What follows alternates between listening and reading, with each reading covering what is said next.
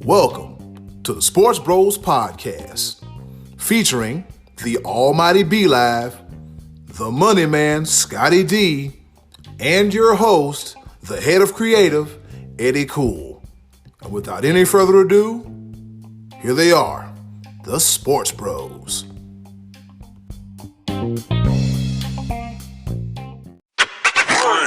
What's going on, world? This be your boy, Eddy Kool, a.k.a. the head of creative here at the SportsBros podcast. Or you can just call me the HOC up in this thing. Running off for 2.5 hours of sleep.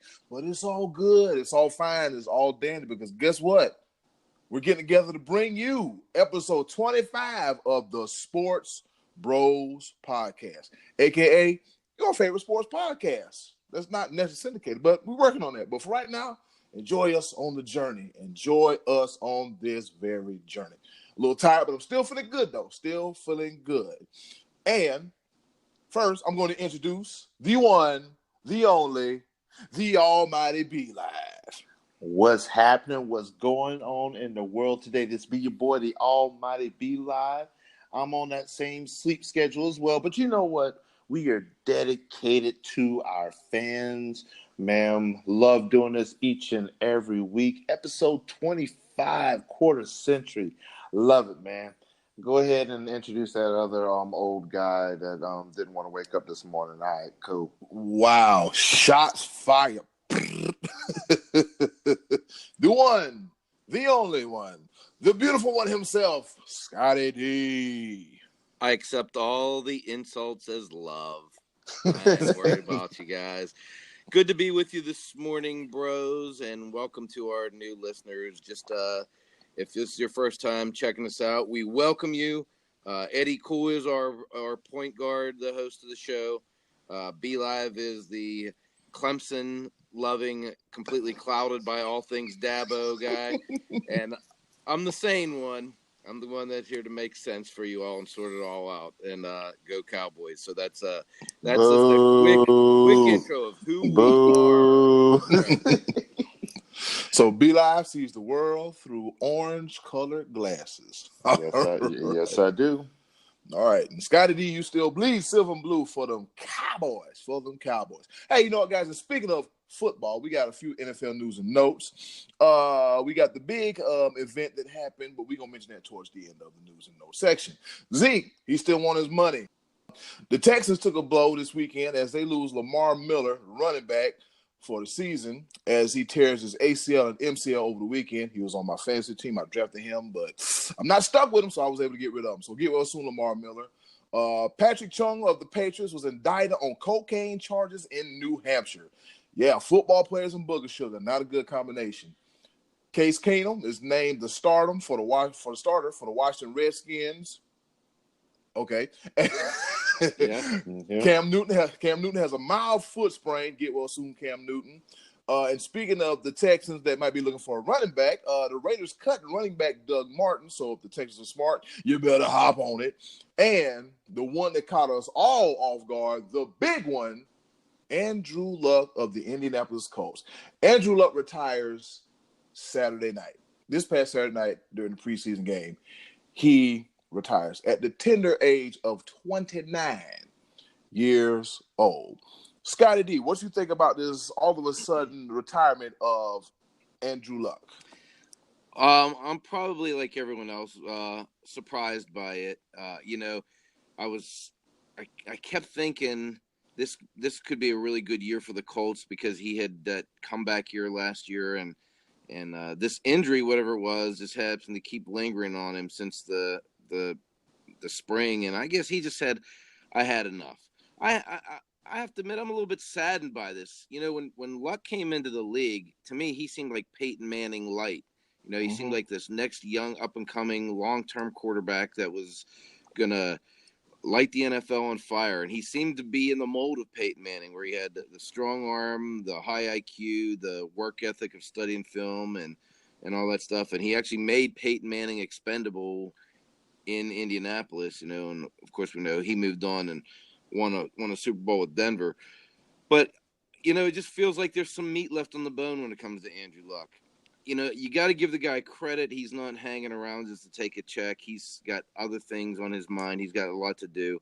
It almost kind of reminds me, I remember when Derek Jeter retired from the Yankees, he said, I went to bed as an old man and woke up a young man, meaning that he was old in baseball terms, but has had a lot left to do in his young life. I think he was 39 at the time. And that's kind of what Andrew Luck is looking at. He's got a lot more to do than just NFL, and he's seeing a bigger picture in his own life. So, best of luck to him. I just kind of feel a little bit sad that we didn't get to see Andrew Luck fulfill what I thought was going to be eventually a Super Bowl winning career. Yeah, that's true, man. It totally caught us off guard, man. Because I the funny thing about it, shout out to the B.Live News Network, because I was pulling out of work and B.Live was like, "Hey, Andrew Luck retired," and I was like, "I'm driving. I am not trying to wreck my car. Let me get home and see what's going on." And then, what do you know? Andrew Luck, like, for real, retires. B.Live, what's your thoughts about Andrew Luck hanging up the cleats so early? Man, when I tell you I was mind blown, I was actually at my place of business, Max Speed Shop in Fayetteville, North Carolina, 482 North McPherson Church Road. Got to get that plug in there. Still trying to get that sponsorship. The same, a little extra money wouldn't hurt. But here, I was watching the college football game, the Florida Miami game. I'll talk about that a little bit later. But it just hit ESPN, breaking news, bottom line. I'm like, what? Are you? Wait a minute. And I just so happened to be in a dead spot. Like, I was sitting on the patio where, like, the Wi-Fi wasn't hitting my phone, and Sprint, they need to get their act together, build another tower or something. Ooh. But I'm over here, like, tapping my phone, trying to upload it to Instagram, get it out to our fans, the SportsBros podcast on our Facebook Live page, trying to get out there. I'm like, oh, you're killing me. And so, but no, here's what I say. I get it.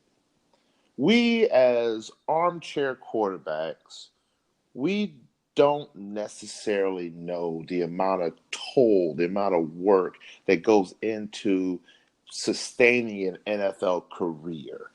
And Amen on that. So it's one of those things where this was definitely a mental psyche. Like, my man has such potential, such promise. And I mean, comeback player of the year, he came back from the shoulder injury that sidelined him for an entire season. I read up a little bit on it. He actually contemplated retiring when that happened because, I mean, your shoulder is everything when it comes to being a quarterback. That is your motion. That's what it is. I mean, an entire season he sat out. He thought about retiring then, but he worked through did all the physical therapy, comeback player of the year. And then during the off season, during preseason, he injures his ankle. And it's just like, really, you're already sort of second guess. You had to come back here, great, but now you're sidelined with yet another injury, and you're trying to work your way through it, the pain, the struggle. And it just, I mean, at the end of the day, it's just like, how much more can you push yourself to get injured again? And anything could happen throughout the season. And and it's one of those things, as an NFL player, if you are not 100% committed, I applaud him for it, because it took a lot of courage to do so. And I want to say this to the Indianapolis Colts fans that were in attendance that decided to boo this man. How dare you? You've got to be the most disrespectful. Like, 90% of y'all have never played a lick of football in your entire life. The 10% that did weren't good enough to make it to the NFL. How dare you judge this man on his decision? Because at the end of the day, when he does retire, and we're going to talk about him for a good portion of time, but then after that, all he has is his own life to live. You're not paying this man's bills. You're not taking care of his kids and his wife and the amount of time that he's away from that. How dare you? So, I mean, I applaud him. Is it a little bit disappointing? Yes, to some of us fantasy football players and whatever, but it's fantasy. I mean, Yeah, I hope that the reason they were booing is because they were disappointed that in the situation, and not to boo the guy for making that decision, because we really don't know what it's like to be out there and take the hits and the punishment that goes along with being an NFL player. Just the hour spent in ice baths and getting wrapped just to try to get your body ready to compete. So I hope that that's not why they were booing. I know he said it hurt to hear that, but man, you can't judge the guy on that. Think about how we are constantly, not just here on this show, but everywhere, fans harp on players because all they want is money. All they care about is money. And this guy at age 29, think of how many years worth of big time multi-million dollar contracts he's passing up, to get out of the game. He's not hanging on to collect a check. He's not, this isn't like a money kind of situation for him. Heck, he stayed in Stanford an extra year when he could have been the number one pick in the draft a year early. Yep, he sure did. Check. Yep. So this is a guy who you have to somewhat admire and respect that, he's making the right choice for him and his body instead of just trying to push through and collect checks and just be a shell of himself out there. So I hope the boos were more for disappointment than for anger at him for giving up, because I don't really feel that way at all. no. I hope so too, because while you gentlemen were talking, I had a chance to look up his injuries. Let's see, this all started back in 2015 in September, where he had a separated shoulder. That started in 2015, and then shortly after September, in November, he had a lacerated kidney plus muscle pulls in his abdomen. Then later on in 2006, the following year in 2016, frayed labrum in the preseason. All right, let's see, that hurt him. I think that's your shoulder or whatever. Then 2017, January 19, 2017, he gets shoulder surgery.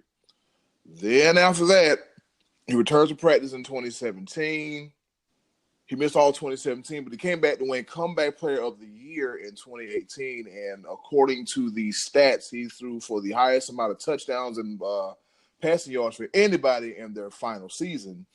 And Andrew Luck closes out his career with 23,671 yards, 171 touchdowns, and a completion percentage of 60.8%. And a lot of people, there's a lot of stupid idiots on the internet. I'm gonna tell you why.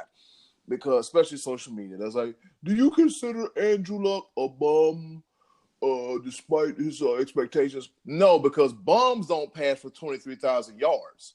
I mean, look. True. Yeah, if you want to talk about bums and busts, let's look at Ryan Leaf and Jamarcus Russell put together. Okay? Their career numbers are what guys pass for single seasons. 3,000 yards, 4,000 yards, and things like that. But Andrew Luck was able to pass for 23,000 yards and 171 touchdowns to 83 interceptions. That's not a bust. So people that are on the internet, they just need to quit talking. How about I might just need to go on the internet and quit reading blasphemous, silly statements like that. And oh yeah, a preview for Tranquilo Thursday. Actually, a preview for Thursday. Dan Dockich. I see what you've been saying about Andrew Luck. Doug Gottlieb, I know you're not talking Mr. Stealing credit cards from your classmates to get books and stuff.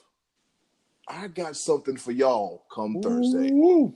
Yes, I got something. I got something for y'all to come Thursday. Oh boy, I cannot wait. And I just want to also throw in there, I want to applaud the Indianapolis Colts organization, because they could have recouped $24.9 million. They could have asked, because I believe that was part of his signing bonus and his contract and everything. They could have asked for that. They could have gotten that money back. And they said, no, you know what, Andrew Luck, live your life, bro. And so they're not asking for any money back. And I think that is an upstanding gesture to him and respect to what he has done in his career and everything. So I applaud the organization for doing that. I agree. That was very, very cool. So how do you think this plays out in the future, guys? You think the coach should spend more, before they get another franchise quarterback? Do you think they should spend a little bit more time tightening up the offensive line? Well, I mean, essentially that's part of it. Like they've always been a little shaky on the O line. Um, I think right now, they have a solid um, backup in Jacoby Brissett. Mm-hmm. So I mean, they're not going to be bad off. I mean, will they make the playoffs? Don't know. I don't know if I necessarily see that. And like I said, it is disappointing for the fans, because you have high hopes and dreams and et cetera, et cetera. But at the end of the day, man, freaking, we'll see what the football season brings, and I think they should. I think Jacoby Brissett can be a leader for that team.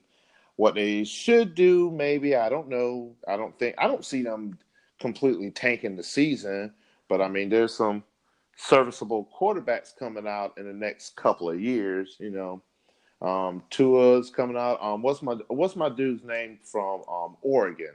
Herbert. Herbert. Yes, he looks like a stud. So. I mean, that could be a potential option moving forward. I don't know. Like I said, there's a lot of things that happen, and we'll probably cross that bridge after the season's over, seeing where their draft picks will be and what moves they might need to make and stuff like that. But Jacoby Brissett is your team now. Do what it do. And luckily for him, he had already been taking first team reps all throughout OTAs and training camp. So he's familiar with everything. So it's not like, all of a sudden, hey, we got to throw Ryan Fitzpatrick in there. But you got Jacoby Brissett, experience, knows the system. Coach Frank Reich, he'll have him. He'll have him together. He'll have him together. But yeah, shout out to Andrew Luck for walking out on his terms. And he also joins the list of players that walked away in the height of their career. Barry Sanders walked away at 31. Calvin Johnson walked away at 29, 30. Also, Patrick Willis walked away.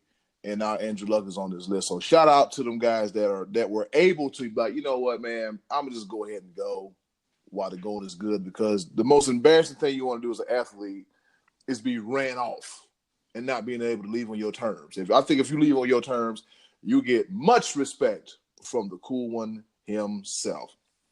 All right, and while we are talking about football, we are going to do our divisional previews. Yes, the other half of the divisional previews. And since we're going to be talking about the Indianapolis Colts, this week we're going to the South Side. The South Side, yeah. The AFC South and the NFC South previews and predictions. Fellas, are you ready to get your prognostication on? Yes. Oh, yes. As bad as I butchered that. Okay, the AFC South. All right, let me get this right, because I had a brain fart last week when I was doing the AFC East teams, and I forgot about the Fish, the Fins, the Dolphins. All right, we got the Colts, we got the Jaguars, we got the Texans, and we have the Tennessee Titans. The almighty B.Live, where do you see who's coming out that division? Well, we just spoke about Andrew Luck, so I mean that does change things when it comes to our predictions. Right now, with that being said, I see the Texans coming out being the top dogs. Like you have, what's the time frame? Where are we at? We're about 20 minutes into our podcast. Yeah. So y'all know all roads lead to Dabo. Here we go, baby. Y'all know what time it is. I mean, I don't think there is a better connection in the NFL right now than Deshaun Watson to DeAndre Hopkins. And I think they're going to shine yet again. I think J.J. Watt will return to form. I'm still not sure what they're going to do with Jadeveon Clowney. I don't know if they talked about franchising him, but I think right now the Houston Texans have the best team. I put them at 10-6. I will put the Indianapolis Colts now. I'll put them at. I have to change that up. I'm gonna put them at 7-9. Tennessee 7-9, Jacksonville 6-10. Ooh, you putting Jacksonville, even though Jacksonville went out and got a quarterback, you gonna put them that low still? I don't like the reason why is like I think it's gonna be just meshing. Like, Nick Foles is good. Yeah. But I don't see something that stands out about the Jaguars. I could be completely wrong, but I just don't see I don't see that. Do they still have Leonard Fournette on their team? Is he still? Oh yeah, he's still there. Yeah, he's still there.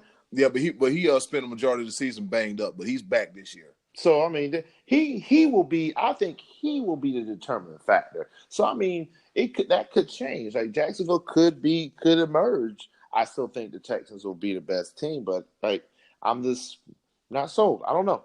Like I said, I'm some dude sitting in his apartment on the phone recording silliness. I don't know. It don't make a bit of difference what I say. But hey, guess what? I got this platform, so I'm gonna use it, and that's what I say. Hey man, it's the best silliness online right now. Scottie D, who you got for the AFC South? Well, I was gonna pick the Colts, but Andrew Luck retired, so it's going to change my perspective on it. I actually was thinking Colts were a possible Super Bowl contender with Andrew Luck coming back. That's out now. So I'm looking, kind of based on what I was talking about last week with Deshaun Watson. I'm going to agree. I think it's going to be the Texans that are going to come out of that division. And I'm basing this strictly on the best quarterback available left in that division.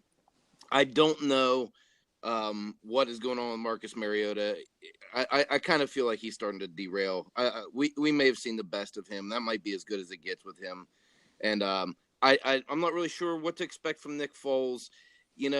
I think sitting as the backup and then going in has been what he's been the best at. When he was in the starting positions before, it hasn't been great. But that Jacksonville defense is still there. They're still good. And, Fournette and Keelan Cole are young weapons. So I think Jacksonville's going to be a little bit better than the bottom dwellers of that division, but I'm going Texans with that division as well. Yeah, also with Jacksonville, they got a young wide receiver stud, Dede Westbrook, and they also got Josh Allen in the draft as well, too, for the Jaguars to solidify that defense. And they're going to be loaded on defense, man. It's just being able to see what they can do with that offense. But take the under in Jaguars games. Yeah, take the all the way under. Let's see. My prediction. Let's see. As we can all agree that with Andrew Luck retiring, it all has an effect on the division, of course, and so they'll be second place. I'm with the almighty B.Live as far as picking the Texans to win the division. If everybody's, other than what happened to Lamar Miller, if they pick up a good running back or somebody steps up on the team, they could be a solid contender. All the teams in this division, they all have from a defensive standpoint, they're all solid. They're all solid because down the stretch last season, Tennessee proved to be a valuable, very valuable fantasy football defense. It's something I don't know. It's something about being, later in the season, some teams get stronger, some teams regress. But I agree with you, Scottie D. As far as the Titans go, we may have just seen like not the last of Marcus Mariota, but we've seen he may have hit his peak. As long as he keep passing that football to Delaney Walker, it's all good for fantasy purposes. But in the words of the almighty B.Live, I digress. All right, so we got the Titans and the Jaguars flip-flopping for that bottom of the barrel position in the division. And then we have the standalone second place, which would be the Colts. They'll regress, but they won't they'll win. I think they'll go 8-8, and then you got the creme de la creme, the Houston Texans. All right, moving over from one part of the South Side to the other South Side, the NFC South preview. In this division, we got the Atlanta Falcons, or B.Live calls them, the Falcons, Carolina Panthers, the Tampa Bay Buccaneers, and the New Orleans Saints. And we're going to start off with Scottie D. What is your predictions and previews of that NFC South division? This division, I think, might be the one that I'm having the hardest time coming up with a clear-cut answer of any division in the NFL, actually. And I could see any one of 3 teams winning this division. I'm crossing off the Buccaneers because I think Bruce Arians has decided to go with a renewed commitment to Jameis Winston, and I think that's a big mistake. Mm-hmm. If I'm having to pick a team, I think I'm picking the Falcons, and I'm not 100% sure why, and I'm not 100% convicted on it. I just think they're looking to get a little bit of a rebound year here. I kind of just get the sense that the Saints may regress a little bit. I mean, did that whole thing last year with the referee keeping them from the Super Bowl, did that just take some wind out of them? Or is it just going to incite them to be even bigger and better and badder this year? I'm not sure. And I'm not 100% sold on Cam Newton's health yet. I'm going to have to watch him play a few weeks before I could say that I'm going to pick the Carolina Panthers to win that division. I know he's had a good preseason, but everybody has good preseasons. Yeah. I think just by default, I'm picking the Falcons. And, again, I'm not super convicted on that, but that's who I'm going to go with. The Falcons. All right. The almighty B.Live, who you got? This should be very interesting. Well, I'm going to do my best and take my fandom out of it. I'm trying. I'm going to try. It's hard because it's my division. This is the cream of the crop when it comes to the NFL. There is no tougher division in the NFL besides the NFC South. Mm-hmm. I mean, you look at your quarterback play. You have 3 MVPs in this division. And then you got Jameis Winston. Yeah, so and then Jameis. Yeah, so we're agreeing. We agree. To toss out the Buccaneers as a kid. Yeah. We're just going to slide and ride on over. Their defense looked pretty solid in the preseason, but then again, it's preseason. But so, I agree with you, Scottie D, when it comes to the Carolina Panthers, because you clearly saw last season the difference between a healthy Cam Newton and a hurt Cam Newton. Mm-hmm. Because when Cam Newton was healthy last season, 6-2, the only team that was better than the Panthers last season through the first 8 games was the New Orleans Saints. Just want to throw that out there. Mm-hmm. So, I mean, I think and here's another thing. The Saints overcame that debacle of the missed tackle against Minnesota 2 years ago and Stephon Diggs. They turned it right back around and came right back and freaking led the league again. So I think with this referee debacle, Drew Brees is still Drew Brees. And Drew Brees, Alvin Kamara, Michael Thomas is one of the best quarterback, running back, wide receiver combinations. Yeah, that's a loaded offense. Mm-hmm. So super loaded. Don't forget to mention they got a tight end, Jared Cook too. Yes, yeah. So I mean that's pretty stout. Then when you talk about the Falcons, I'm trying to be unbiased, but it's gonna be good. when you look on paper, the Falcons have the best wide receiving core in the NFL, bar none. God, you know what? Let me take a deep breath, because not only am I giving compliments to the Falcons, I'm also going to give compliment to Uncle Max and his Alabama alum Calvin Ridley. I think he's going to have a break. I mean, he already had a fantastic rookie campaign. I think he is definitely a star to watch this year.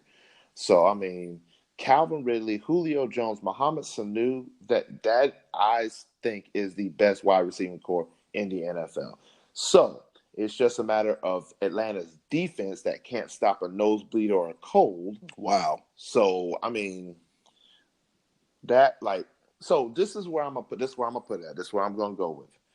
I'm going to put the Saints at 12-4. I'm going to put Atlanta at 11-5. I'm going to put Carolina 10-6. And I'm going to put Tampa Bay Buccaneers at 3-13. That makes sense. So it might be like it was a few seasons ago where they had 3 teams come out of the division. Yeah, I believe it. Yeah. So you're picking the Saints at 12-4, but you'll probably change that to 10-6 on Wednesday. No, Because okay. On Wednesday. he'll change your How? mind in 2 days and backtrack in 2 days. No, I'm not doing You that anymore. You took 2 or 3 wins off the Cowboys last week between Monday and Wednesday, and I took 4. 4 because, wins. There you go. Because so we don't know what your pick is for the Saints. You hush your they face. may be 8-8. No, you stop it. You stop it. I even said on my video that was a B.Live exclusive. That does not happen. But I couldn't do it.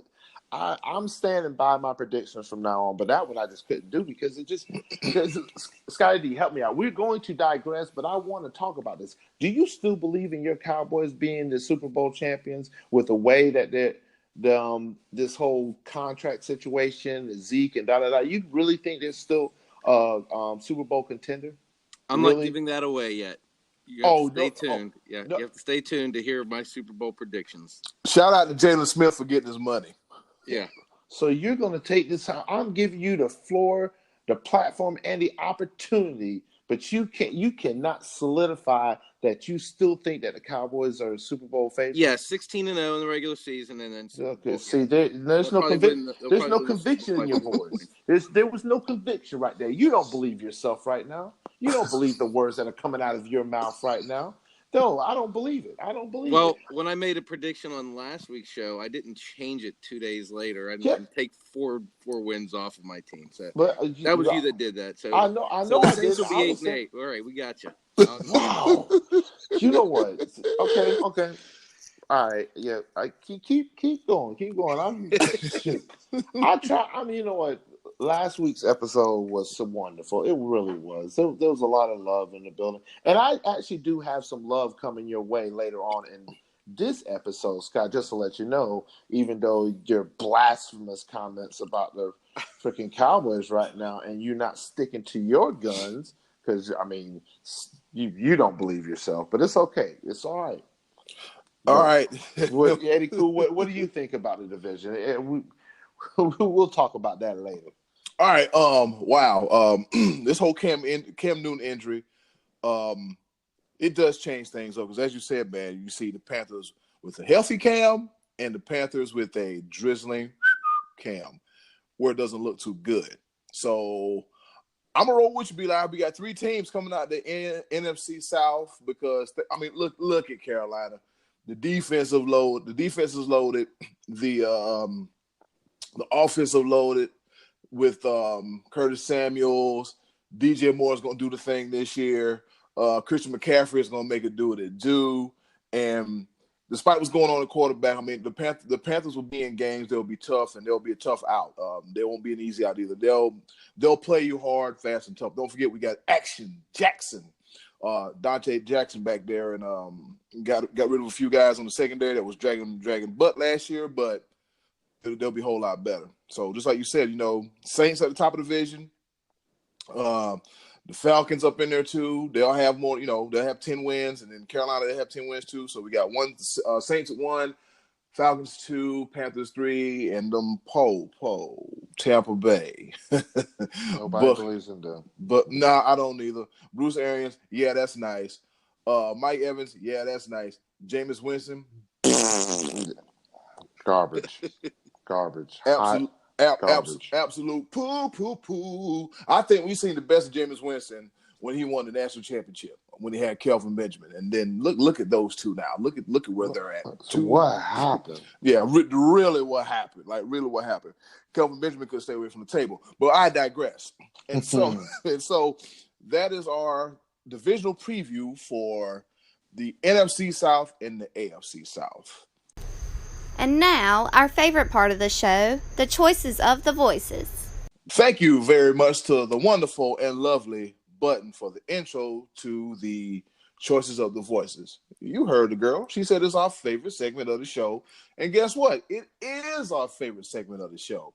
So I'm not going to waste no more time. And Scottie D, what is the question for this week's edition of Choices of the Voices? Well, I believe that I asked our listeners, if you could choose a player on any NFL player to join your favorite team, who would you choose? So I made it a little bit personal this week. It wasn't just a general umbrella question. I'm giving giving you guys a chance to talk about your favorite team and making them better.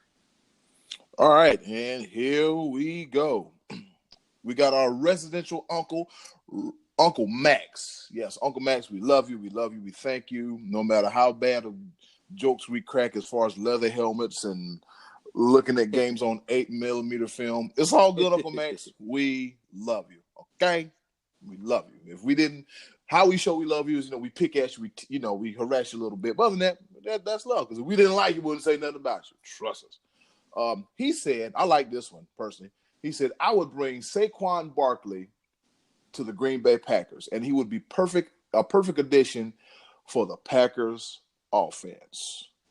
That's a great call. He's Uncle Max is a long-term cheesehead. Man, you stack Barkley back there in that backfield, lining up next to Aaron Rodgers and Devontae Parker. There's too many weapons to account for. So Barkley on the Pack would be nasty. And when's the last time that the Packers actually had a decent running back? They seem to really have a hard time filling that permanently. They'll get a player that'll do. Their last running back was a tight end. Am I mistaken? You talking about Ty Montgomery? Yeah. Oh, and by the way, that was it was wonderful for me because I picked him up in fantasy, and he was getting all the rushes and the receiving yards and all that. So I was actually thankful for that. But yeah, they need a solid, true running game because they haven't had that in ever. Yeah, it's been a minute. I know Eddie Lacy looked like the answer for a minute. Then he just, he couldn't push his arms away from the buffet table. Man, he just blew up. Oh my God, that cheeseburger Eddie! I swear that is big facts. Oh yeah, I'm done. We haven't gotten to that segment yet. My bad. Go ahead, Eddie. Since you're selling cheeseburger, I will gladly repay you later if you give me one hamburger on loan. That's a Popeye reference. Wimpy. Yes. Yeah, Wimpy. I'll take a burger. That's a burger-loving mother. Anyway. All right. See, I caught myself. All right.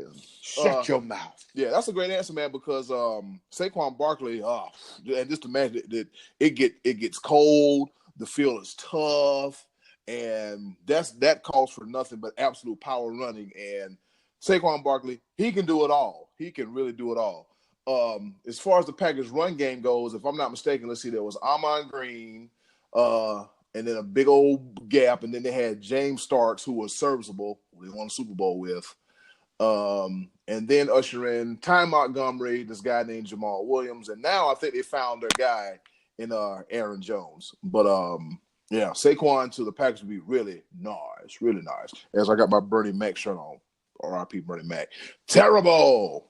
Pete Talansky said he would take Julio Jones to the New York Giants because it would open up the offense, allowing Saquon to do his thing and make the team better. Yeah, wow. They need wide receivers. Yeah. They're missing all of them. In general. They just need one. Yeah. One went to Cleveland, one tore his ACL, one suspended for 4 games, and this is Sterling Shepard, Evan Ingram, and anybody else they can find. I mean, they going to start picking some guys off the streets. So how's your vertical jump? You got good hands? Can you run a route? Can you run a streak? Good, you got a job. Nice. All right, Trey Duke. Trey Duke said he would like to have Zeke on the Cowboys for the 2019 Best answer. season. Best answer. Yes. That's the best answer. That's the best answer. I'm pretty sure Cowboy fans and fantasy owners are like, did he draft him in a fantasy league? Zeke, I think he did. I think he did. And I want to mention this. I think I saw on Facebook that he goes by Trey Dizzle. Did I see that Trey Dizzle? I think I like that. Trey Dizzle. Trey Dizzle. Oh, you got your nickname to go on. Now one, he's Trey Dizzle. Trey Dizzle. Trey Dizzle. Pretty soon they're gonna be like, oh, are these guys wrestlers? Do they have gimmicks? No, it's just Uncle Max, Terrible Pete, and Trey Dizzle, man. It's how and we do Matty things. Ice. Matty Ice, and you got Ill Will. Yeah, Ill Will. Speaking of Matty Ice, Martin Tracy, he said it's a no-brainer. Khalil Mack. He said he never understood why Oakland would let him get away. And then he referenced how Khalil Mack just raised hell his first game as a member of the Chicago Bears. So Matty Ice is a Patriots fan, right? Yeah. Wow. But every team would love to have Khalil Mack. I mean, he's a monster pass rusher. Everyone would like to have. Anybody that would pick him that's a good choice. It doesn't matter what your team is. Yeah, he's a good pick. Nope. Nope. I don't want. I'm good. I'm good at the middle linebacker position with my team. I'm just saying, Luke. Yeah, all right. I'm good. Yeah. New England they've had so defenses, serviceable defenses, but if you throw Khalil Mack in there, that changes the whole aspect of the Patriots defense. I think their defense is underrated. Well, their defense won them the Super Bowl pretty much this past year. Absolutely. So they're under the radar, and I drafted New England's defense. I'm curious to see. They might not necessarily be the fantasy point givers for me, but I'm curious. I think they're like I said, they're underrated, and Khalil Mack would be ridiculous on that team. I don't even want to talk about it anymore because that just gave me a little slight scare. Good, just thinking about it.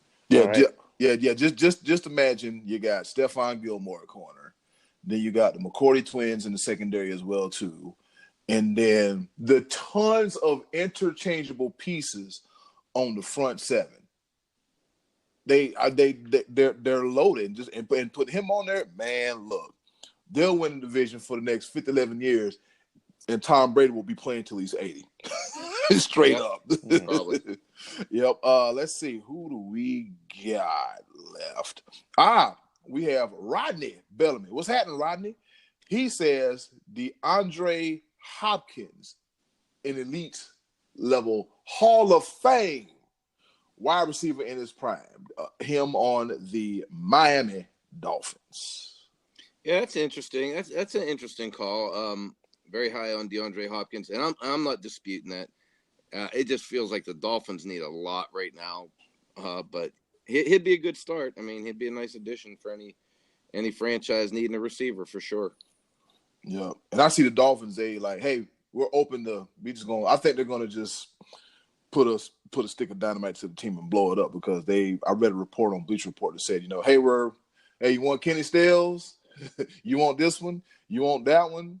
We're fielding all offers. So this is a definite rebuild mode for the Miami Dolphins. Sorry, Rodney. Sorry, Cliff. We love you, but it is what it is. I think that's everybody. Yes, I think that's everybody. So shout out to Uncle Max, Terrible Pete Talansky, Trey Dizzle, Rodney Bellamy, and Matty Ice, Martin Tracy for their participation in this week's edition of the Choices of the Voices. But before you, I want to throw. There were a couple more entrants in there. Did I miss them? Yeah. Mike Davis said he wants Rod Woodson to come back to the Steelers. You know he's going, don't you? You know he's going. Hey, Mike, you know you're going. Tell Antonio Brown to slide over straight to the box.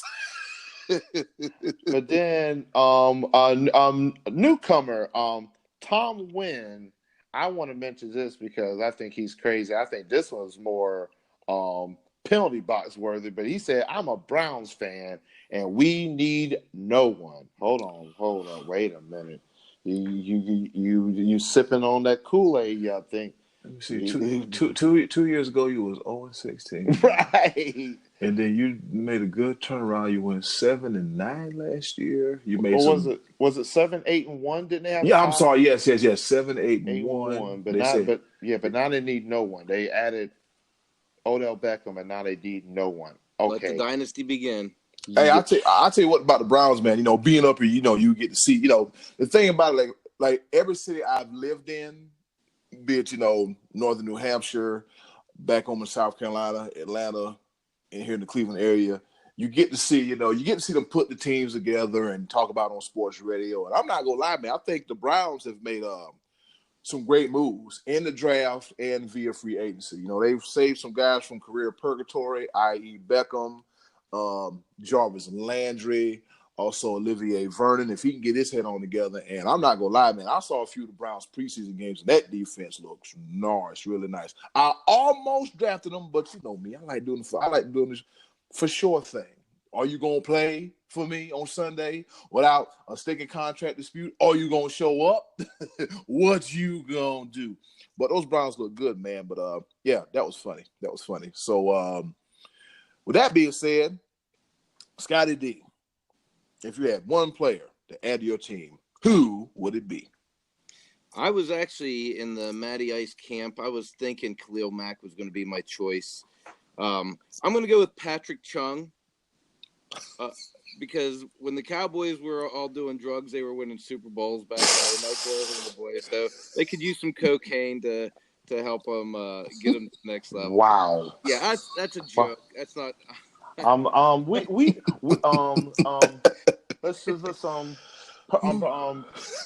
Let's do a public service announcement, a PSA. We, the Sports Bros podcast, do not condone drug use in any manner. Unless they help you win the Super Bowl. Kids don't do drugs. Dare and all that stuff that we learned as kids. Drug abuse resistance education. Shout out to Officer Eric Lewis and Marcus Rose for telling us, hey, stay away from the bad stuff. We done pretty good. Drugs are bad, okay?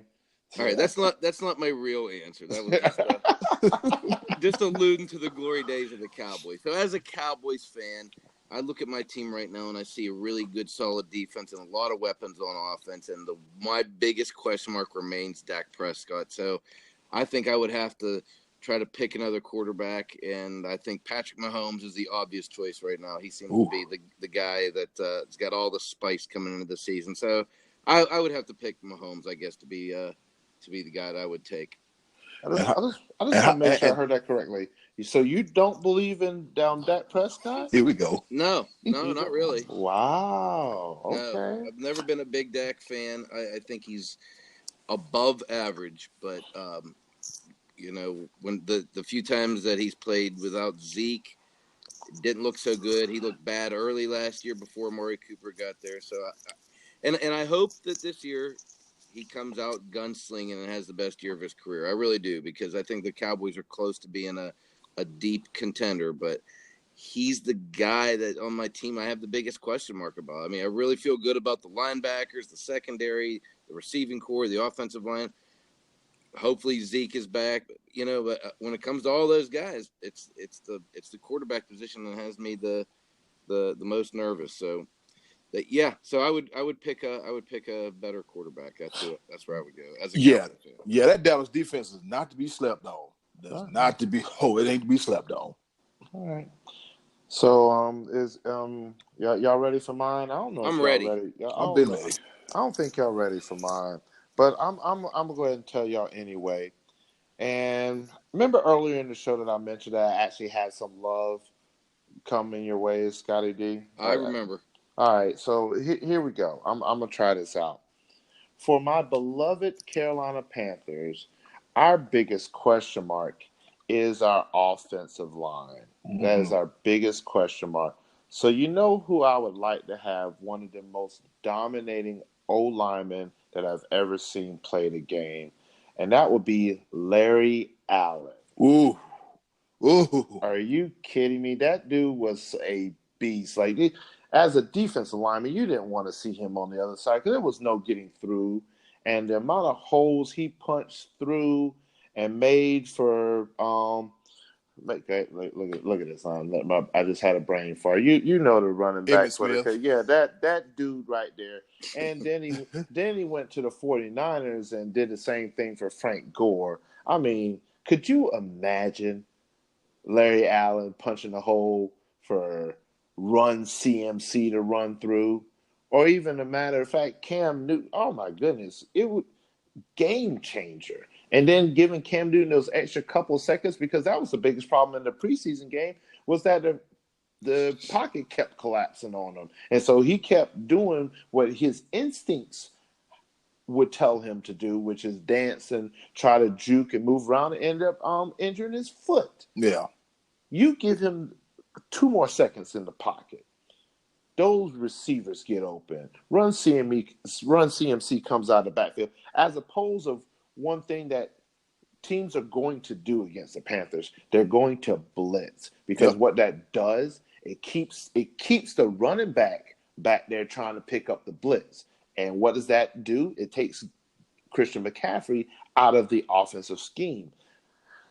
I hope none of the defense coordinators for these teams are listening to us. Actually, I do, but I don't want to give y'all a little tidbit because, I mean, that would be the recipe is the blitz, blitz, blitz. Because our wide receivers have trouble getting a little bit of initial separation. But you give them 1 or 2 more seconds and let that speed kick in, Curtis Samuel, DJ Moore, oh my goodness, it's over for you. It's absolutely over. So I got to give respect to the great Larry Allen from the Cowboys. Yeah, Larry Famer. Allen. Yes, Larry Allen was a mountain of a man, 6 feet 3 inches tall, 325 pounds. He wasn't strong. He's strong. Strong with a K. He's strong. Yes. He is strong. And I'll say with my mouth twisted to the side. He's strong. Strong. That's a whole, like, I watched something a few months ago about Larry Allen. I'll be sure to share it on the SportsBros Facebook Live page. You can go visit right now and see everything you want to. That is SportsBros Podcast. And they had this little, and they talked about how this one game where Larry Allen just dominated. Like, mowing people over like, you just couldn't. Larry Allen was a beast. Oh, yeah. A big old mean beast. He was. Like they said, 6 feet 3 and 325 pounds. Allen, he is regarded as one of the most physically strongest men to have ever played in the National Football League. Bench pressing 705 and squatting 905 pounds. There was no moving him. No. He moved you, period. So, I mean, that's... So. He had speed. And that's the thing about it. To be that big, he had speed, too. Yeah. So like he would go through the initial block, bust the hole open, and then hit the second level. And God forbid, a 5'11", 190-pound cornerback. Yeah, you see him coming, you just move out of the way. Just lay down. Just make a business decision. you right there and then. You have to make a business decision. Hey, this joke, this ain't worth it. Yeah, I mean, it's like this. He was Braun Strowman before Braun Strowman was Braun Strowman. Okay, I'm not finished with you yet. Yeah, Larry Allen. Yeah, I fully understand that. So, here's my pick. B.Live. I kind of gave a little teaser last week when I said that you just might fall out of the chair. I just hope you got a towel or some water nearby because here it goes. The Panthers are good now, but if they had DeAndre Hopkins to go along with Curtis Samuels and DJ Moore, all roads lead to Clemson. Take the top off the defense, like. It would just be like, we got 2 speedsters, and then we got the best wide receiver in the league. So what are we going to do? Not to mention you got CMC in the backfield and Cam Newton and a healthy Greg Olsen. It would be an absolute – it would give defensive coordinators nightmares trying to game plan for the Panthers if you put DeAndre Hopkins as a wide receiver on the Panthers. I appreciate it, sir. I appreciate the love. Week 2 of Love Fest here. I mean, he could have said Alshon Jeffrey, but we all know who's the better wide receiver. Yeah, I mean, I could have said Alshon Jeffrey, but it's like. But I'll give props to Alshon. He's definitely South Carolina's put a couple good players in the NFL. The Javian Clowney, Stephen Gilmore, like there's some Jonathan Joseph, if I'm not mistaken, as well. Can't forget about John Abraham. Yep. So I mean, I'll wait a minute.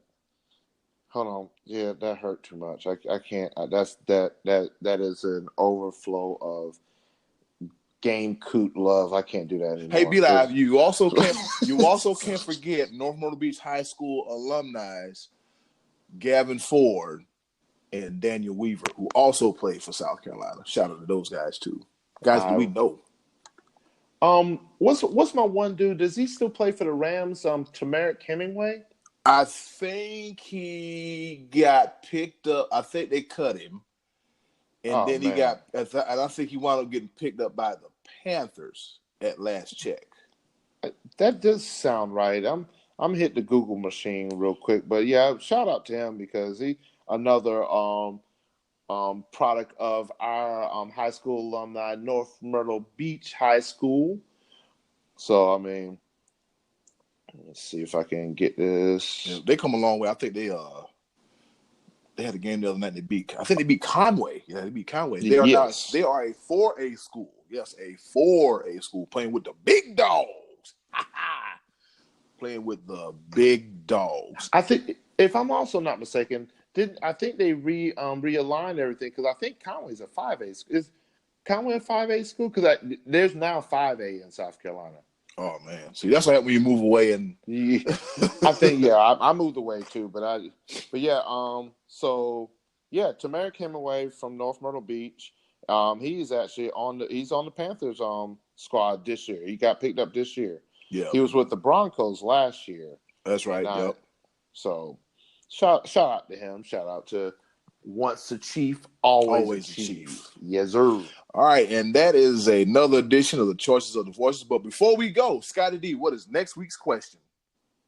All right, next week we're going to get back into the college scene. You know, we had the Miami-Florida game take place the other night, and it gives you all the feels of being in a big Division I college football stadium. So what college football stadium would you like to go watch a game? And the catch is you can't pick a stadium that's from your own favorite team. So Buckeyes fan, no horseshoe. But if you could pick any college, I mean, it's so cool when you see these big college football stadiums on Saturday afternoon or Saturday night, and they're full, and the student section's going cuckoo. Which one would you like to go and just sit in and be a part of for one game? Wow, that's a good one. I can definitely respect that, and I do like the I like the disclaimer. I like because I mean you I don't know if you felt it through the airwaves, but I was ready to just pounce on good. We smelled that orange lingering fart cloud over here. Okay? Yeah, so well, boy, I was like, ooh, yeah. The question is, who's your favorite college football team? Because that's asking the stadium question. You know, most of your teams are, you know, most fans are going to want to be in their own home stadium. So that's why I'm trying to try to spread out to get you thinking a little bit. Because, you know, I'm a Pitt fan, and you know, at this point there's not a whole lot of special tradition or anything with them playing a home game at Heinz Field. I mean, it's, you know, they're sharing the stadium with the Steelers, and let's face it, the Pitt football team hasn't had a lot to root for the past several years. So, you know, that gets me thinking. You know, I see all these different venues. I'm like, man, that'd be cool to sit at the Horseshoe, or that'd be cool to go to Tuscaloosa, or, you know, any of these stadiums. So I'm not sure what my choice is going to be just yet, but yeah, I mean, that just gives you thinking. Who would you like to go and see? Where would you like to be and suck up that atmosphere of college game day?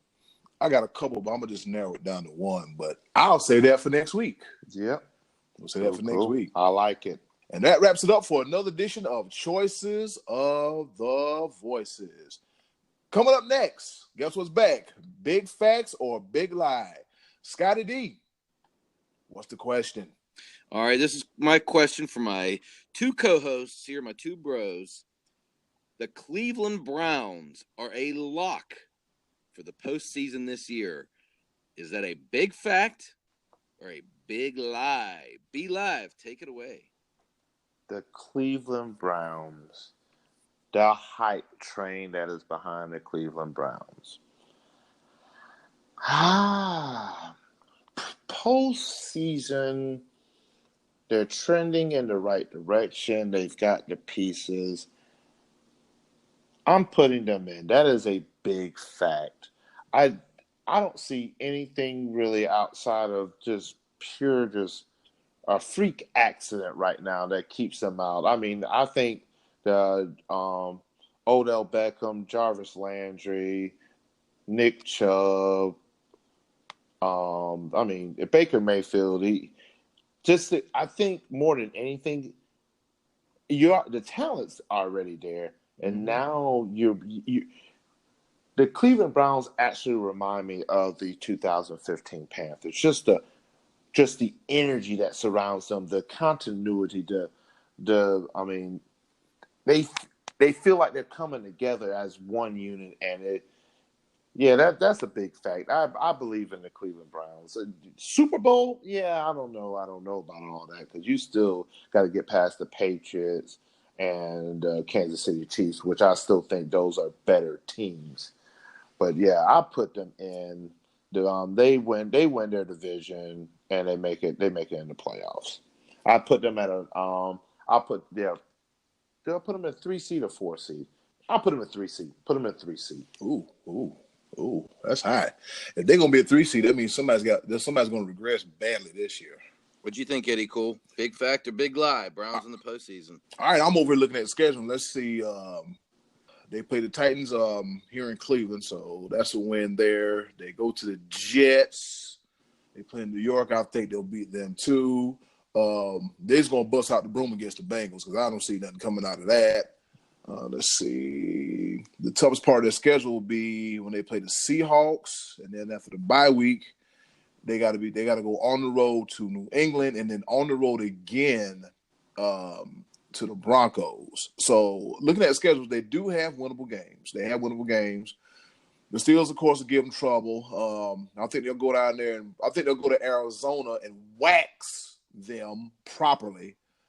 The Dolphins will put up a fight, not enough, but the who? Wait, what? The who will put up a fight? The Dolphins might put up a fight. What fight is they? You know what? What fight are they putting up? Oh, you know what? It's going to be. I'm sorry, I'll take that back. The Dolphins the Miami Dolphins will be in Cleveland, November 24th. It's going to be cold. All right, it's gonna be cold. I don't care if it's cold, hot, lukewarm, whatever. What fight is you?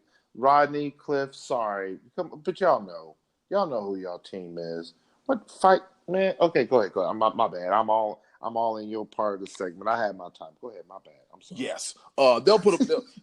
They'll put up a valiant effort. Okay, they'll put up a valiant effort, but I see them at anywhere between 10-6, 9-7. Either way, they make the playoffs. They're not going to do this one time where they went 10-6 and not go to the playoffs. But this year they'll be 10-6 and they're going to the playoffs. Yeah. So big fact, man. I think they are a playoff team as long as Baker's not distracted by his friend, the weird duck himself, Colin Cowherd. He'll be just fine. So. Big facts, y'all. Big facts and big love to Cleveland. I actually when I'm looking at the teams that are going to win the divisions and the possible wild cards, I think they're in there too, man. I think the Colts might have just given them a spot because I kind of think the Browns are a wild card, but I don't see another team coming out of that AFC South that we talked about earlier. Nope. And I don't see another team coming out of the AFC East that we talked about last week. Nope. So we're looking at 2 teams from the Steelers and Browns, and in the West, the Chiefs and Chargers. And I think the Browns are in. I think it's unanimous. SportsBros are calling the Browns in the postseason this year. Big fact. It's a lock. Clock. A lock. They're going to the playoffs. Yep, we've decided that the Browns are a lock to make the playoffs this year. And that was another exciting edition of Big Facts or Big Lie. All right, coming around the bend, round in third, we're getting the go-home cue. But before we go, you know how we do it over here. Pepper points. 3 points, kind of sort of rapid-fire style. And going first will be me. All right, so with the injury of Boogie Cousins, him turning his ACL and being out for all of this upcoming NBA season, the Lakers have decided to give a second chance to Dwight Howard. And as they signed Dwight Howard to a contract, but guess what? I call this a proving ground contract because guess what? They said, you know what?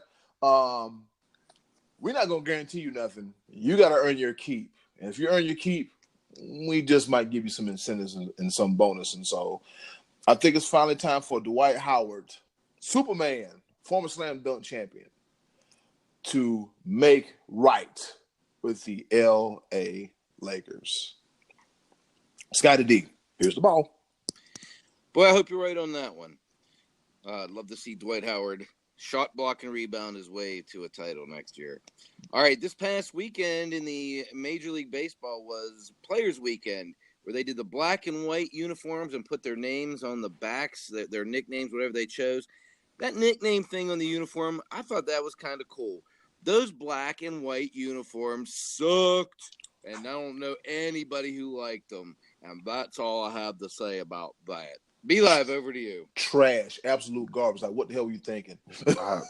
Yeah, I'm still like, why? Again, I didn't even know who was playing because you couldn't even see the names of the teams. Looked like the same game on every channel. Every single channel. Yes, terrible. Don't do it again. If this is baseball's edition of Color Rush, yes, that's exactly. Do better. Do better. Hashtag do better. There we go. All right. Sticking to baseball, my Atlanta Bravos chop on. Not only this past week did they take 2 out of 3 against the Dodgers, the NL leading Los Angeles Dodgers, then they go into Miami and pull out the broom on the Marlins, and they also pull out the broom on the surging New York Mets. The Mets were on fire, and then skirt.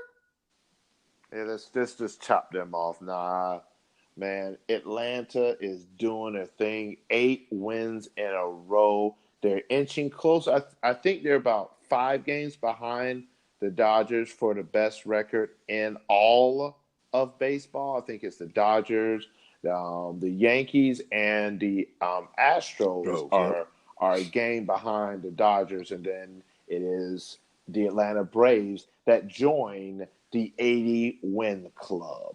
So, man, chop on, baby. Gotta love it. Eddy Kool, here's that ball, bruh. Chopper style. My second paper point goes out to Scottie D's very own and legendary Dallas Cowboy quarterback Troy Aikman for sticking up for Andrew Luck against the comments made on Twitter by Doug Gottlieb. Yes, we understand that Andrew Luck's retirement was not well received, but then you got guys who've never played a down of football. Dan Dockich, I'm coming for you. Doug Gottlieb, get ready. Because I'm fitting to load your lungs up with all this smoke. And shout out to Troy Aikman for standing up for Andrew Luck. Which goes to show we need more veterans to stand up for these younger guys. And for a guy like Troy Aikman, who was forced out of football due to concussions and everything, and for him to stand up for Andrew Luck, who had an opportunity to walk away from the game on his own terms, shows one thing. Hey, you know what? The old guys care. The Hall of Famers care. So much respect to Troy Aikman for sticking up for Andrew Luck. Over to you, Scottie D. Yes, kudos to my man Troy on that one as well. I like that. Sticking on my baseball theme, this past weekend saw the Yankees visit the Dodgers for 3 games out there. Man, that was almost like a postseason feel. Neither of these teams are struggling to win their division. They both pretty much have their divisions locked up. So this was just almost like it kind of just had it was like a big game feel to it. And the Yankees took 2 out of 3. The thing that the big takeaway for me was that the Dodgers scored, I believe it was 2 and 1 runs in those 3 games. They only scored 5 runs combined. And last week I was lamenting over the Yankees pitching staff, and they got it done against the high-powered Dodgers.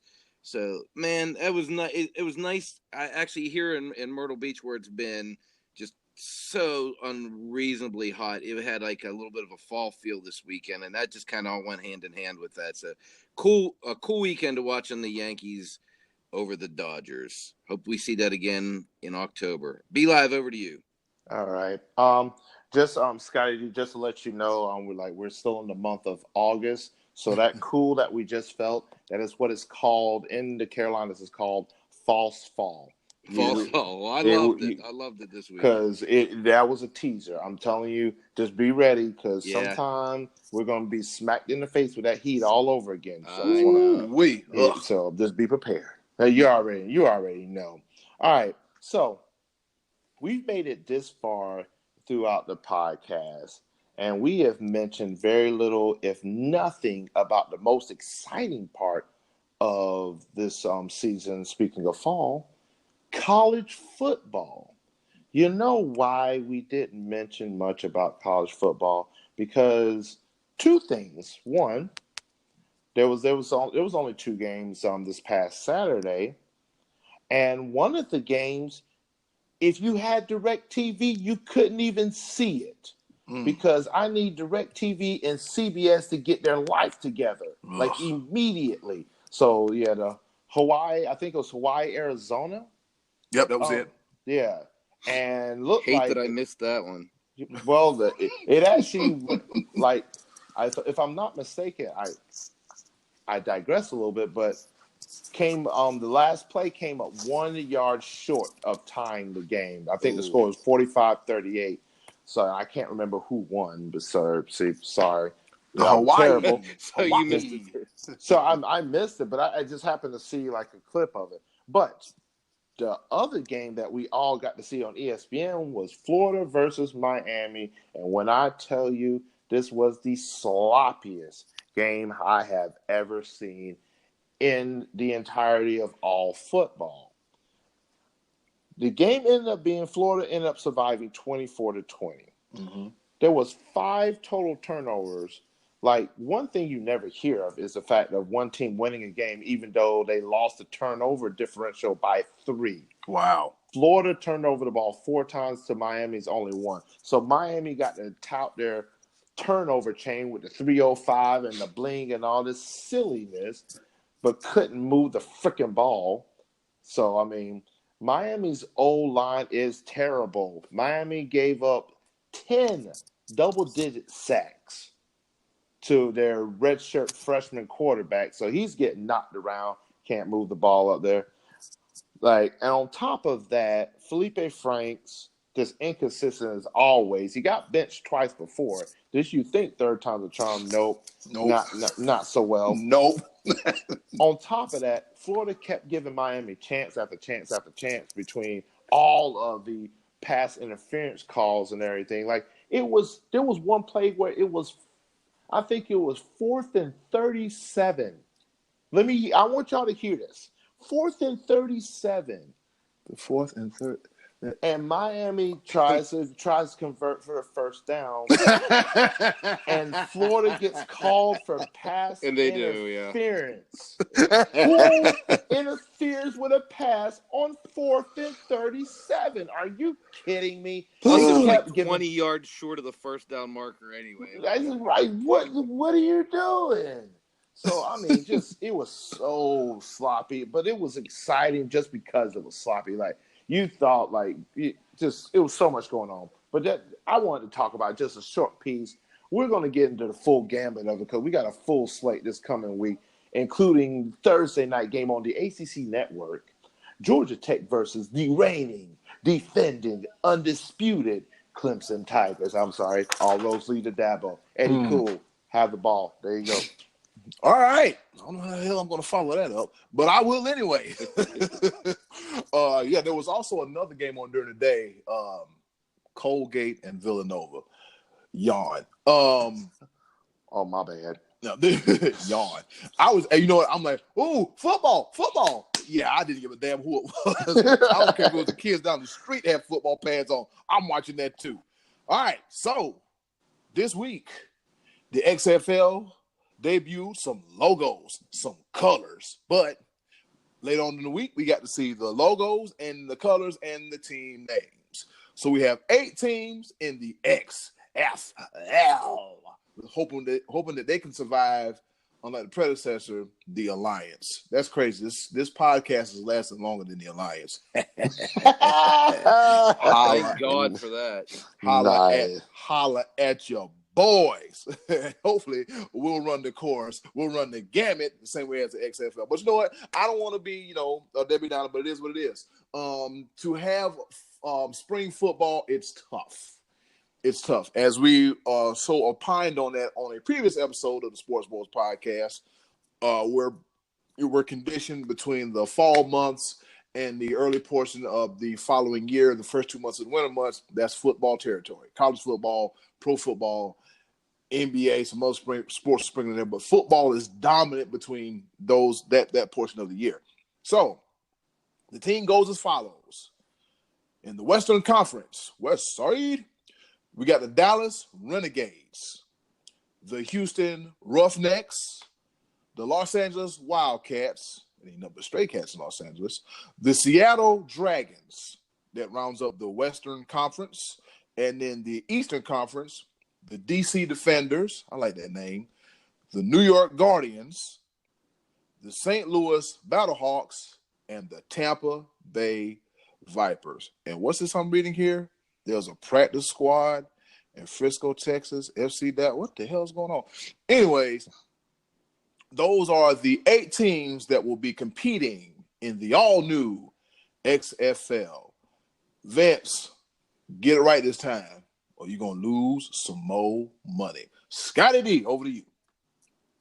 Yeah, I might be a mouth-breathing, booger-eating WWE fan, but I have zero interest in the XFL. I'm just putting that out there. Rory McIlroy won the FedEx Cup this week. He won the Tour Championship this weekend, and he won the FedEx Cup. Rory didn't win any majors this past year, but I got to believe that this kind of might be a building block for him to get back on track going into next year, because I thought this dude was going to be one of the greatest golfers ever just a few years back when he started winning majors. And the fact that he was able to kind of blow by Brooks Koepka, best golfer in the world, this past weekend, I think that bodes well for Rory going into 2020. So congrats to Rory. Over to you, B.Live. And with that, PJ win FedEx Cup, $15 million. Dear Lord. All right.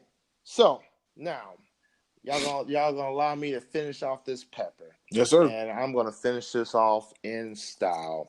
And I'm a piggyback off of Scottie D with hashtag do better. Antonio Brown. Oh, Lord. Him again. Yeah. And here's the thing. Here's the Won't situation. go away. Here's the situation. So now, after filing a second grievance and it getting turned down again, Antonio Brown will wear a helmet that is sanctioned by the league. Oh, is it going to be a leather helmet? I'm sorry. I'm sorry. No, ahead, but check this out. Yeah, it's actually going to be the exact opposite of a leather helmet. Helmet companies are reaching out to Antonio Brown to wear a special, limited edition helmet just for Antonio Brown, and he's getting a helmet endorsement deal. The hell is going on? Are you kidding me? This guy is the most divalistic person ever to have been in the league, and now you're rewarding bad behavior by paying him more money to wear your helmet? Are you kidding me? Doesn't seem fair. You got to be kidding me. You're rewarding this bad behavior. You already see what happens when you reward bad behavior in the NFL. Because, it's not necessarily bad behavior, but Todd Gurley got this big, massive contract. And so now Ezekiel Elliott thinks that, you know what, I'm going to Cabo because I deserve that money too. which maybe he does, but he should have to wait until the last year of his contract when it's the team option, et cetera, et cetera. He should be at work right now. He should be at work, but he doesn't think he has to be at work because he can renegotiate a new deal because he thinks he should be making the same money as Todd Gurley. This is what's going to happen. Somebody else now is going to act a freaking fool just so they can get an endorsement deal by somebody else because of their star power. Fool. Are you kidding? It's like just whoever, because the details have not been disclosed yet, but whoever decides to pay this fool money to wear your specific helmet to get your name recognition or whatever across the board, do better. Just, oh my God. And for the other companies that try to pitch and don't make it, I'm going to laugh because of all that money you're trying to spend and do. And it's going to be a failed experiment. Just to pander to this fool. Do better. Are you kidding me? Antonio Brown, man, I applaud I applaud what you do on the field. You are an incredible athlete. But this diva freaking attitude and woe is me and I want everything my way is what sucks about this entire generation of athletes. And it's terrible that somebody else is going to follow suit in that, bet money on it. So oh God, I'm sorry. All right, do better. All right, so last week Scottie D just got up and just left because his Pirates made him that damn aggravated, and we just want Antonio Brown. Everybody #do better. Just please do better. I swear. Please do better. All right, and that's another round of pepper, which means we're sliding in head first to home base safe. This is another episode of the SportsBros podcast in the books. But before we go, Scottie D, where can they reach you? Well, I finally came out with a new episode of Scott's Thoughts this past week, and you can catch it on Facebook. Yes. So if you haven't got a chance to watch some of it, if you heard me before, it's a little bit of a recap of my relationship deal with the NFL preseason parallel thing. So check me out on Facebook. Perfect. The almighty B.Live, where can they find you? Oh man, say you can find me in St. Louis. My bad. No, I just like that song. I started doing a little dance, but I heard something.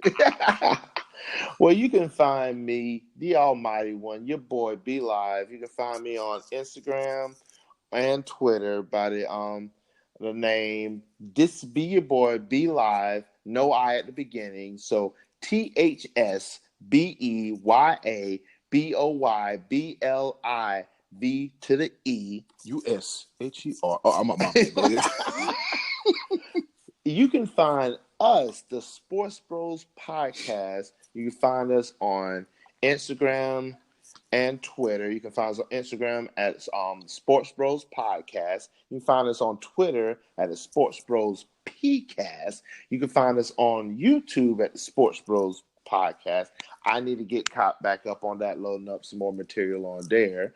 You can find us on our Facebook like page. We are closer. We're gearing closer to 600 likes. Mm-hmm. We're getting there. I love it. People are talking about us. I greatly appreciate every one of our listeners. If you have any questions or comments, you can definitely hit us up on any of those platforms, or you can direct email us at sportsbrospcast@gmail.com. Also, we're working on our WordPress website where we'll be also publishing some of our podcast material and current news stories as they come out. If we ever have time to write out stories, well, we're going to get there. But I'm telling you, we are putting forth every bit of effort to give you sports for the fan, by the fan, in every which way imaginable. So check us out. Give us that like. And I'm actually looking for recommendations for our Facebook like page as well. Tell us what you like about us. Hey, tell us what you don't like about us. Hey, we're trying to improve for you. the fan. We love each and every one of y'all. Yep, because we know that you get tired of seeing the talking heads on the major networks, and it's like, oh, come on, really, really, really. And I think that, our listeners, they value just the opinion of some regular dudes. Three bro. That was the whole concept of the SportsBros podcast. But look, we're going to give it from a fan's perspective. We're going to be the voice of the fans, by the fans, for the fans. And that's what we do. And so far, 25 episodes. We started this back in March. Yep. The idea was, was cultivated in December with me and Scottie D. And I said, hey, man, I got a perfect fella. Let's go talk to B.Live. And then B.Live's like, I'm on board. And then episode 1 came. And then next thing you know, we're on episode 25. This is amazing. It keeps getting better. I'm going to thank the almighty B.Live and the money man, Scottie D, for turning a dream into reality. But in the words of the legendary Ric Flair, we've only just begun. And with that being, yes. Chris Steeler. Oh, that's trademark. So I'm not going to say it. He's going to want his money, and I ain't got nothing to give him. Let me see. I got some change he can get, but to get through these tolls. But other than that, that's about it. You can find me, Eddy Kool, the HOC up in this thing, at my Facebook account, Eddy Kool. That's EDDYKOOL. Also, I'm on the SportsBros podcast like page as well, too. Go ahead and check it out, man. We got all kind of stuff going on. I'll be posting a lot of stuff in the upcoming weeks as far as football goes. Also, shout out to everyone that participated in the first annual SportsBros podcast fantasy football draft. I'm going to win it. So shout out to all you that's coming through and showing up and playing as well, too. Big lie. Big facts. To those that didn't make the cut for the SportsBros SportsBros podcast Fantasy Football League, I'm sorry. I'm human, and to you and to air is a human. But you know what? We'll work something out in the future. So no hard feelings. It is what it is. Love you, bye. Also, catch me out Snapchat, super cool 5,000 Snapchat. Also, cool season on Instagram, all one word. WordPress, which I'm working on, fervently. Pretty soon I'll be getting our bios and some other goodies, trinkets, and tidbits up on the page as well, too. Did I leave anything out? The YouTube channel, that's something going to. And like I said, you for sure getting a video on Thursday. Doug Gottlieb, Dan Dockich. We coming for you! But with that being said, this wraps up another action-packed, funny, entertaining, and wild edition of the SportsBros podcast. Any final words, fellas? Anything you got to say?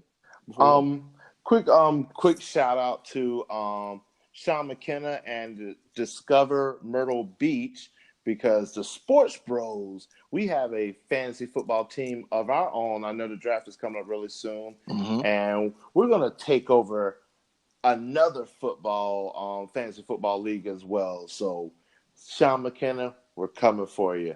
Yes, sir. And in the words of former ECW faction, the Blue World Order, we're taking over. Nice. Scottie D, you got anything you want to add before we leave? Peace, baby. See y'all next week. And that's it. All right, with that being said, and in closing, always, always, always do something nice for yourself. And if you can, do something nice for someone else. They'll greatly appreciate it. Thanks for listening to episode 25 of the SportsBros podcast. Yes, sir. Bye-bye.